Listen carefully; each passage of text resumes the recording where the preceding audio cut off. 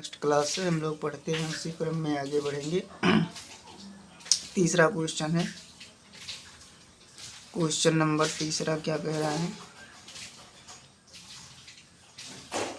एक वस्तु को इतना की छूट पर बेचने के बाद प्राप्त लाभ 4% है। वस्तु का कितने मूल्य प्रतिशत अंकित किया गया था। मतलब वस्तु का मूल्य कितने प्रतिशत बढ़ाकर अंकित किया गया था, यानी अंकित मूल्य कितना बढ़ाया गया तो उसमें परसेंट का लाभ कितना हुआ, 4%। वस्तु की छूट इतना बेचने के बाद छूट पर है, ठीक है। तो हम लोग क्या करते हैं, पहले सीपी और एमपी निकालेंगे। सीपी एमपी के लिए क्या होगा, 100 में से डिस्काउंट इसको माइनस करेंगे तो सीपी आ जाएगा, और 100 में प्रॉफिट जोड़ देंगे तो एमपी आ जाएगा। तो लो निकालिए, हम लोग निकालते हैं। 100 में डिस्काउंट कितना है, 29%। 100 में 29% घटा दीजिए, 10 में से 9 गई, 9 में से 2 गई 7। 100 में प्रॉफिट जोड़ दीजिए, 100 प्लस 4% प्रॉफिट। तो ये चीज़ हमको याद रखना पड़ेगा, हमेशा के लिए यही होता है, 104। अब कितना बढ़ाकर अंकित किया गया था, हम लोग यहीं पर निकालते हैं इसे। तो प्लस 33, 4 में से 1 2 3, 10 में से 7 2 3, ठीक है। 33 बढ़ाकर अंकित किया गया था। अब इसको परसेंट में पूछ रहा है, तो 33 बढ़े कितने पर, 73 पर गुणे 100, ठीक है ना। अब इसी को हल कर लेंगे, आंसर आ जाएगा आपका। तो ये लगभग कितना आएगा, 46.48 के करीब आएगा, ठीक है ना। ऑप्शन नंबर बी सही है। चलो अगला क्वेश्चन। अगला क्वेश्चन है, 12 संख्याओं का औसत 58 है, 5 संख्याओं का औसत 55 है, अगली 4 संख्याओं का औसत 62 है।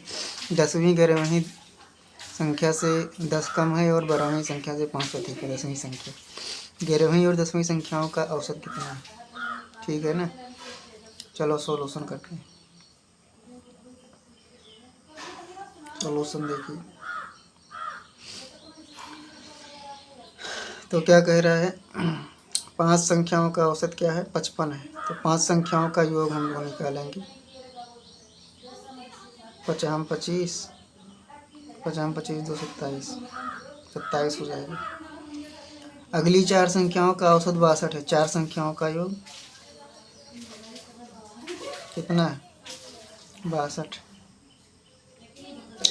4 दूनी 8, 4 6 24, ठीक है ना।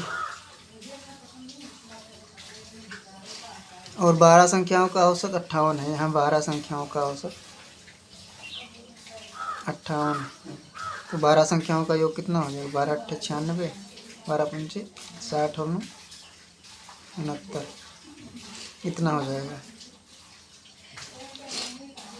अब क्या है कि 5 4 9 संख्याओं का औसत क्या योग क्या हो जाएगा, ये हो जाएगा 8 5 13, 7 4 11 1 12, 7 1 और 5 523। और 12 संख्याओं का औसत इतना हो जाएगा। और बचा 3 संख्या ना, 9 3 12 होता है, तो उन 3 संख्याओं का औसत यानी 10वीं संख्या, 9 10 नहीं 10 11 और 12, 9 संख्या का औसत हो गया। 10वीं संख्या प्लस 11वीं संख्या प्लस 12वीं संख्या का योग कितना हो जाएगा। 12 संख्याओं का औसत योग इतना है, 9 संख्याओं का इतना है, तो इसको इसमें में से माइनस कर देंगे तो क्या आ जाएगा, इन तीनों का योग आ जाएगा। तो 6 में से 3 गई 3, 9 में से 2 गई 7, 6 में से 5 गई 173। अब अकॉर्डिंग टू प्रश्न वाली, ठीक है, प्रश्न के अनुसार 10वीं संख्या 11वीं संख्या से 10 कम है। ये क्या है, 10वीं संख्या, मान लीजिए 11वीं संख्या x है, तो 10वीं संख्या 11वीं संख्या से 10 कम है, x माइनस 10 है। ठीक है, 10वीं संख्या 11वीं संख्या से 10 कम है, 11वीं से 10 कम है। ठीक है, और 12वीं से 5 अधिक है। 10वीं संख्या क्या है, 12वीं से 5 अधिक है। तो हम लोग क्या करेंगे, इसमें 5 ज़्यादा कर, इसमें 5, इससे 5 ज़्यादा करने के लिए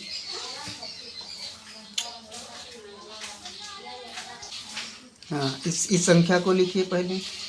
12वीं से कितना अधिक है, 5 अधिक है ना, तो x माइनस 10 से 5 अधिक है ना, तो -5 कर देंगे। अब यहाँ 5 अधिक हो जाएगा। यहाँ इसको इस प्रकार बैठाइए, बैठेगा नहीं। 10वीं को x मानिए। अब 11वीं क्या कह रहा है, कह रहा है 11वीं से 10 कम है। 10वीं संख्या क्या है, 11वीं से 10 कम है, यानी कि ये ज़्यादा है 10, ये 10 क्या है, ज़्यादा है। और 12वीं से 5 कम है, क्या है, 12वीं से 5 अधिक है, ये 5 अधिक है 12वीं संख्या से, यानी ये क्या है, x माइनस 5 है, तभी ना 5 अधिक होगा। ये 5 अधिक हो गया, बराबर 173। इसको हल करेंगे, 3x आएगा धन 5 आएगा, बराबर 173। 3x बराबर, इधर आएगा तो -5 हो जाएगा। 13 में से 5 गए 8, ये बचेगा 6, ये बचेगा 1। x बराबर 3 5 15, एक में चलाओ, 3 6 18। x का मान कितना आ गया, 56 आ गया। 56 आ गया भाई। तो x का मान 56, यानी 10वीं संख्या क्या हो गया आपका, 56 हो गया। और 11वीं संख्या 56 10 66 हो गया। ठीक है ना। 10वीं और 11वीं संख्याओं का औसत कितना होगा, तो 56 10 66 बटे 2, 6 6 12, 6 5 11 1 12 बटे 2, 2 6 12, 2 कम 2, 61 इसका आंसर आएगा। तो 61 ऑप्शन नंबर बी सही है। ठीक है ना। इसको भी बैठाएंगे तो बैठ जाएगा। यहाँ 15 कर दीजिए। यहाँ सीधा सीधा भी हल हो सकता था ना, हमने गलती किया यहाँ पे। इसको यहाँ ऐसे माने तो भी सही था और ऐसे मानते तो भी सही रहता। देखिए यहाँ पर, चलिए मैं ऐसे भी मानकर हल कर देता हूँ एक बार। 10वीं संख्या क्या है, चलिए इसको यहाँ करते हैं। 10वीं संख्या 11वीं को क्या माना है, x। 10वीं है x माइनस 10, तो 12वीं 10 कम है, यानी x माइनस 10 में 5 कम कर दीजिए, यानी 5 से 12वीं संख्या से 5 अधिक है, तो 5 ये अधिक हो गया। और 10वीं 11वीं से 10 कम है, तो 11वीं से 10 ये कम हो गया। ठीक है ना, 11वीं को x मान लिया गया, 173। अब इसको भी हल करेंगे तो 3x आएगा, -25 आएगा, बराबर 173। 3x बराबर ये आ जाएगा 198, और x बराबर क्या आएगा, 66, यानी 11वीं संख्या 66 आ गया। और 10वीं संख्या आएगा x माइनस 10, यानी 66 माइनस 10 56 आएगा। फिर भी वही चीज़ है ना, फिर भी वही चीज़ है, 66 और 56 का वो निकालेंगे, औसत तो इतना ही आएगा, वही चीज़ निकल के आया। ठीक है ना। अगला क्वेश्चन, अगला क्वेश्चन है, इतना रुपये पर 6 महीने के लिए 16% वार्षिक दर से चक्रवृद्धि ब्याज ज्ञात कीजिए, तिमाही ब्याज जुड़ता है, कितना होगा। ठीक है, तो तिमाही के लिए 16% है ना, तो बटे 4 कर देंगे, यानी 4% हो जाएगा तिमाही के लिए दर। और तिमाही के लिए 6 महीने है ना, तो 6 महीने को, एक महीने में कितने तिमाही होता है, 6 महीने में कितने तिमाही हो जाएगा, तिमाही 3 से भाग करेंगे, 3 दूनी 2 तिमाही। ठीक है ना, वर्ष में 2 आ जाएगा। अब हम लोग क्या करते हैं, रेशियो मेथड से जाएंगे, इसको हल करेंगे गोल्डन रेशियो मेथड से। तो गोल्डन रेशियो क्या होता है, दो वर्षों के लिए क्या होता है, 2, 1। 2 वर्षों के लिए गोल्डन रेशियो 2,1 होता है। तो यहाँ से चलते हैं 56-25 से चलेंगे और 4% का क्या होता है फ्रैक्शन, 4 1/25 होता है ना। तो 56-25 से चलेंगे, एक इसका 1/25 निकालेंगे तो 25 दूनी 50, 25 25 625 इतना आएगा। फिर क्या करेंगे, फिर नेक्स्ट में फिर इसको 1/25 निकालेंगे तो 25 25 यहीं 25 9 ये आ जाएगा। कुल मिला के अब इसको क्या करेंगे, इसको इसमें गुड़ा, इसको इसमें गुड़ा, यानी 2 पंचे 10, 2 दूनी 4 1 5, 2 दूनी 450 आ गया और 9 कम 9, इन दोनों को जोड़ देंगे 462। इसका आंसर आ जाएगा। तरीका यही रहेगा, बाकी हल करिए आप लोग। अगर जो और मेथड जानते हो तो और मेथड से हल कर सकते हैं। ये गोल्डन रेशियो मेथड है, बी ऑप्शन सही हो जाएगा। अगला क्वेश्चन है, एक त्रिभुज की भुजाएं 35 21 28 से 21 सेंटीमीटर लंबी भुजा के संगत इसकी ऊंचाई ज्ञात कीजिए। तो 35 पेज चेंज करते हैं।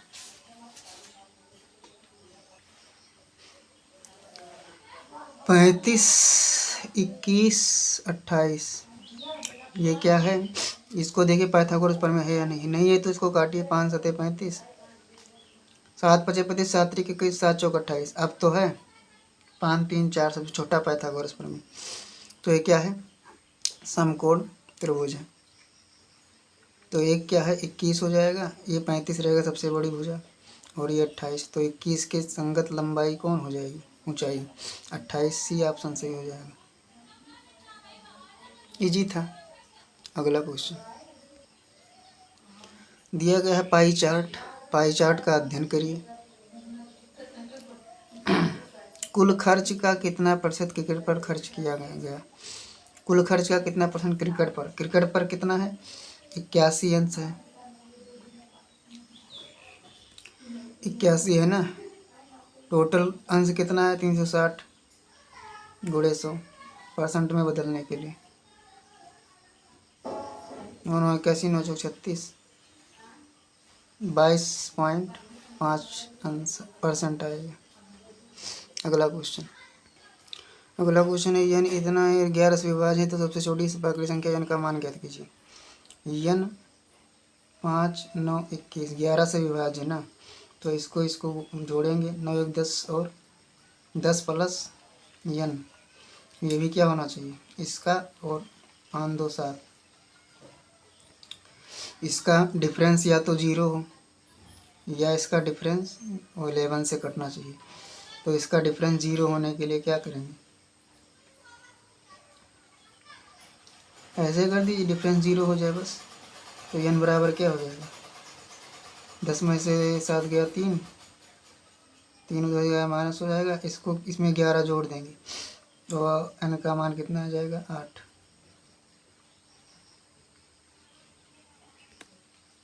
ऑप्शन नंबर डी सही हो जाएगा। नेक्स्ट क्वेश्चन, अगला क्वेश्चन है 28 की दूरी में 2 रेलगाड़ियां इंजन एक साथ 4 से चलती हैं, कितने समय बाद एक दूसरे को मिलेंगी। समय बराबर क्या होता है, समय बराबर दूरी बटा चाल।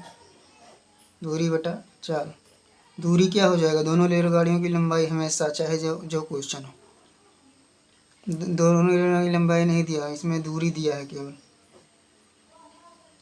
और चाल यहाँ क्या हो जाएगा, दोनों क्या है, दोनों रेलगाड़ियाँ इंजन के से एक दूसरे की ओर चल रही हैं, तो चाल क्या होगा, जुड़ेगा यहाँ पर। 9 3 12, 8 8 2 10 11, इतना हो गया। अब इतना हावर्स आएगा, घंटे में बदलने के लिए गुणे 60। तो काटिए पीटिए, 7 से काटिए, 4 से काटिए, 4 7 28, 4 दूनी 8, 3 4 8 32, 4 7 7 चौक 28, 15 चौके 60, 15 मिनट आएगा। ठीक है ना। नेक्स्ट क्वेश्चन है एक दुकानदार 20 पेन कुल 200 में खरीदता है 12 रुपये में बेचता है प्रत्येक पेन, एक पेन 12 रुपये में बेचता है, तो एक पेन का मूल्य कितना हो गया? 20 दाम 210 रुपया। और एक पेन कितने में बेचता है?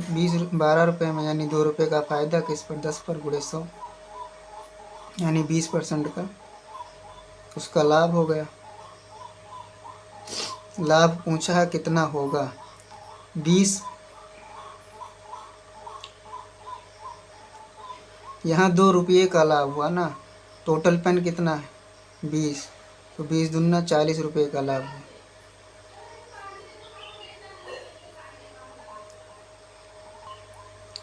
आज की क्लास का स्टार क्वेश्चन, इस पे स्टार लगा लीजिए। वर्तमान से 7 वर्ष पहले एक व्यक्ति आयु उसके बेटे की आयु की 5 गुनी थी। वर्तमान से 7 वर्ष बाद पिता उसके बेटे की आयु की 3 गुनी होगी। बेटे की वर्तमान आयु ज्ञात कीजिए। 7 वर्ष पहले -7, ठीक है ना। व्यक्ति की आयु उसके बेटे की आयु की 5 गुनी थी, यानी कि व्यक्ति की जो आयु थी, व्यक्ति को फादर मानेंगे, बेटे को सन मानेंगे, तो व्यक्ति की आयु कितनी हो जाएगी?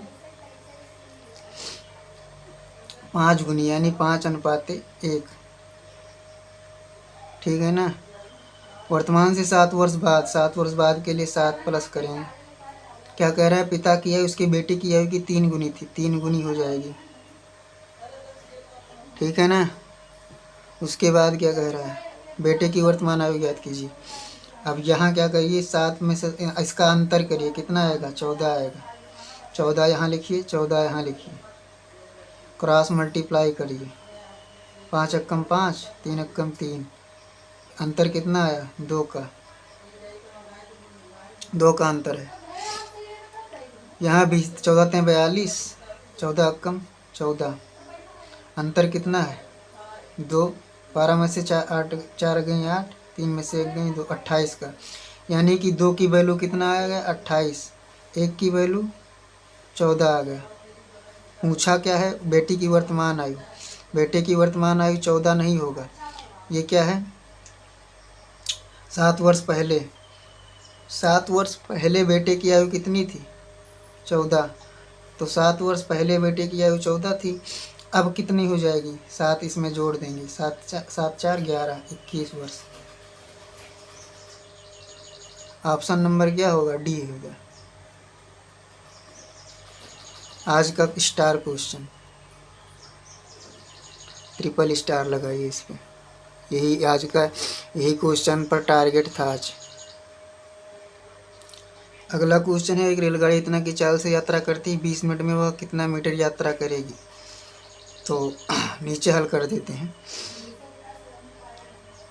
एक रेलगाड़ी इतना की चाल से यात्रा करती है, 20 मिनट में कितना यात्रा करेगी, यानी कि दूरी बराबर क्या हो जाएगा? 4 गुणे समय DST का रूल लगाइए। दूरी बराबर क्या हो जाएगा? 4 गुणे समय, डी निकालना है। यस कितना दिया हुआ है? 84.6, ये मिनट में दिया हुआ है। 20 को 60 से भाग करेंगे, ठीक है ना।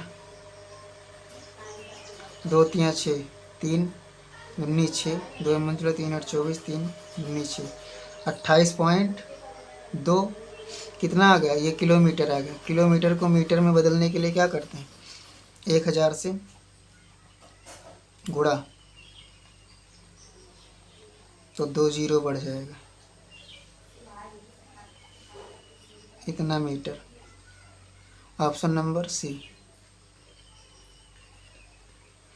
ठीक है ना। नेक्स्ट क्वेश्चन, 11 फरवरी से 25 अप्रैल तक के लिए अवधि पर इतना रुपये पर इतना वर्ष ब्याज पर साधारण ब्याज ज्ञात कीजिए।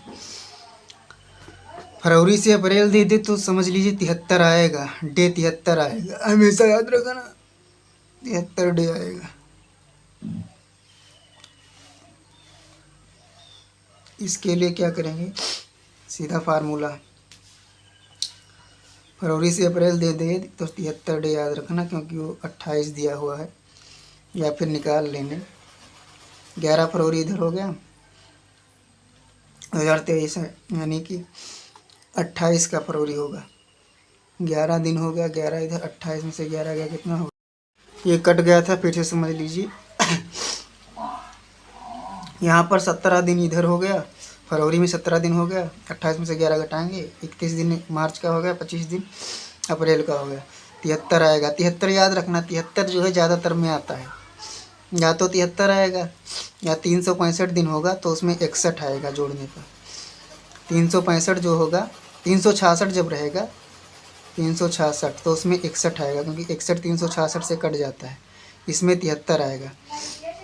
जब दो तीन ज़्यादा अंतर ना रहे, जब फरवरी मार्च अप्रैल 3 महीने का अंतर रहे तो 61 और 73 याद रखना है, पूरा पूरा काट देते हैं और पूरा पूरा, या फिर इनके मल्टीपल आएंगे, ठीक है ना। पूरा पूरा कटेगा तभी ज़्यादातर में पॉइंट में आंसर नहीं आएगा, नहीं तो पॉइंट में आंसर आएगा। यहाँ पॉइंट में आंसर,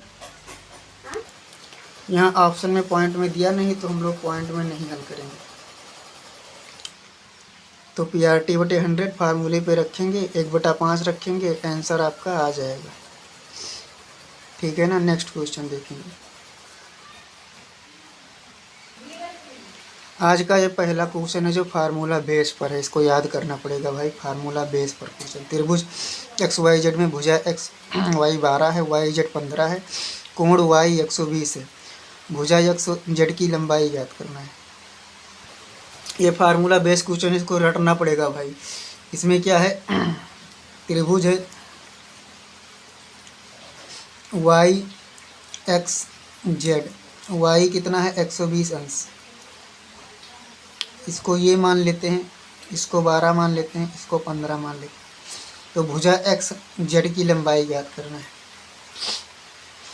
फार्मूला है cos 120 अंश cos थीटा बराबर पहली भुजा का वर्ग, दोनों आमने सामने मतलब थीटा के अगल बगल का वर्ग, माइनस भुजा के थीटा के कोण के सामने वाली भुजा का वर्ग, अपान में 2 गुणा दोनों भुजा जो दिया हुआ है आम बगल में, 2 गुणा दोनों भुजा, 2 गुणा दोनों भुजा, ये आपका फार्मूला हो गया। तो 120 अंश का मान क्या होगा, -1/2 होगा। इसको हल करेंगे तो 1/4 प्लस 200 5 माइनस ये स्क्वायर बटे 360, काटिए 200, 180 बार ही जाएगा। अब -180 इधर चला आएगा, 396 हो जाएगा ये जोड़ने पर, माइनस ये स्क्वायर, तो ये स्क्वायर बराबर क्या हो जाएगा, 396 प्लस 180 बराबर 549, तो ये बराबर क्या हो जाएगा, 3√61 हो जाएगा। देखिए ऑप्शन में क्या है, √61 दिया हुआ है, तो √61 की 61 में तोड़ेंगे इसको, जब इसको मान लीजिए ये स्क्वायर जब इधर आएगा तो √549 हो जाएगा। अब 61 में तोड़िए इसको, तो 61 गुणे 3 करेंगे, 3 कम 3 3 6 9 3 त्रिका 9 करेंगे ना, 9 कम 9 6 54, तभी ना 3 निकलेगा बाहर। तो 61√9 होगा, 61 में तोड़ेंगे जब तो 61 गुणे 9 आएगा, तो 3√61 इसका आंसर होगा। सभी ऑप्शन में 61 था तो 61 के में तोड़ना पड़ना, एक ऑप्शन ये सही है। तो ग्रुप D 25 में पूछा गया सवाल है, पहुंचा हुआ सवाल है ऑप्शन से, तो फार्मूला रटना पड़ेगा इसमें, ये फार्मूला होता है। नेक्स्ट क्वेश्चन, एक शिविर में 20 विद्यार्थियों के लिए 12 दिनों के लिए भोजन उपलब्ध है। यदि शिविर में विद्यार्थियों की संख्या बढ़ाकर 80 कर दी जाए, उतना ही भोजन कितने दिनों के लिए पर्याप्त होगा, ठीक है ना। 20 विद्यार्थी हैं, 12 दिन लगता है भोजन खाने में। यदि शिविर में विद्यार्थियों की संख्या बढ़ाकर 80 कर दी जाए तो उतने भोजन कितने दिन लगेंगे, ठीक है। M1 D1 सेट हो गया आपका, 20 चौक 80 4 3 12, तो D कितना आ गया 3 दिन हो गया। ये ऑप्शन ये सही है। नेक्स्ट क्वेश्चन, चलिए हम लोग ट्रिग्नोमेट्री का यह सवाल हल करते हैं, ऊंचाई और दूरी से।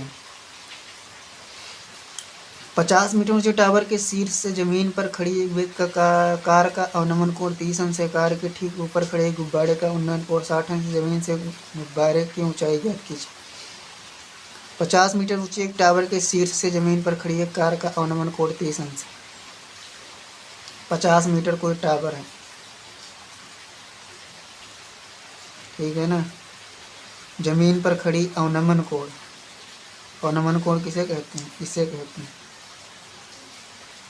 कितना है? 30 अंश है। तो ये भी कितना हो जाएगा? 30 अंश हो जाएगा। कार यहाँ खड़ी, कार के ठीक ऊपर खड़े एक गुब्बारे का उन्नयन कोण 60 अंश है। कार के ठीक गुब्बारा है ऊपर, यहाँ गुब्बारा है, सीधा ही रहेगा। गुब्बारे का उन्नयन कोण कितना है? उन्नयन कोण का मतलब ये वाला कोण, ये हो जाएगा कितना? 60 अंश। इसको ऐसे मिलाएंगे, ये 50 हो जाएगा। यच का मान ज्ञात करना है। तो tan 60 अंश का मान क्या होता है? tan 60 अंश बराबर लंबाई गुणे बटा लंबटे आधार। यहाँ से हम लोग क्या निकालेंगे? पहले tan 30 अंश का मान निकालेंगे। tan 30 अंश क्या होता है? tan 30 अंश ऊंचाई बटे 50 बटे यक्स, इसको मान लेते हैं। तो 50 बटे यक्स। tan 30 अंश मान क्या होता है? 1/√3। तो यक्स बराबर क्या हो जाएगा? 50√3, यानी कि ये भी 50√3 हो जाएगा, ठीक है। इन दोनों के बीच की दूरी 50√3 आ गई, तो यहाँ भी 50√3 हो जाएगा। tan 60 अंश लंबा ऊंचाई बटे यहाँ भी 50√3 लंबटे आधार, ठीक है, ऊंचाई बटे आधार। tan 60 अंश का मान क्या होता है? √3 होता है। अब यच का मान क्या हो जाएगा? 50 इंटू √3, 3 खुल जाएगा। 50 3 × 15 यानी 150 मीटर आएगा, ठीक है ना। ऊंचाई का मान क्या आ जाएगा? 150 मीटर। लेकिन ये ऊंचाई नहीं पूछा है, यहाँ से ऊंचाई लेना है ना, गुब्बारे की टोटल ऊंचाई, गुब्बारे की ऊंचाई याद करनी है। 50 ये भी जुड़ेगा। एच निकाल लिए हम लोग, एच का मान 150 आया। अब 50 ये भी जोड़िए, तो 150 + 50 टोटल कितना हो गया? 200 मीटर। ऑप्शन नंबर सी, ठीक है ना। ऐसे हल करेंगे। नेक्स्ट क्वेश्चन, एक क्वेश्चन और HW वाला देख लेते हैं।